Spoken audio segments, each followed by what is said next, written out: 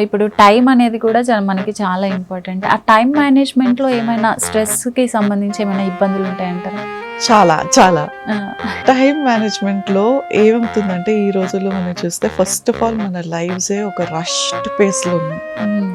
అన్నీ ఈజీగా దొరుకుతున్నాయి. సో 2 minutes, 8 minutes, 10 minutes అని అంటుంటారు మన యూనో డెలివరీ దీంట్లో కూడా ఏదైనా తొందరగా దొరుకుతుంది మనకి. సో ఏమైపోతుందంటే మనకి అది మనకి 10 minutesలో వచ్చేస్తుంది కదా, మనం ఈజీగా తీసుకోవచ్చు అన్నది ఒకటి.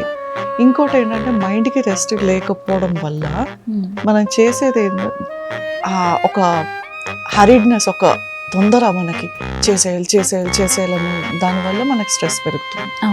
ఈ టైం లోపు చేసేయాలని అనుకుంటే మనము మామూలుగా ఒక హాఫ్ అన్ అవర్ వర్క్కి మనం నాకు అరగంటలో అయిపోతుంది పని అని అనుకుంటే యాక్చువల్లీ మనం దానికి అట్లీస్ట్ ఒక 40 to 50 minutes టైం మనం అలొకేట్ చేసుకోవాలి. సో దట్ మన మీద ప్రెషర్ ఉండదు.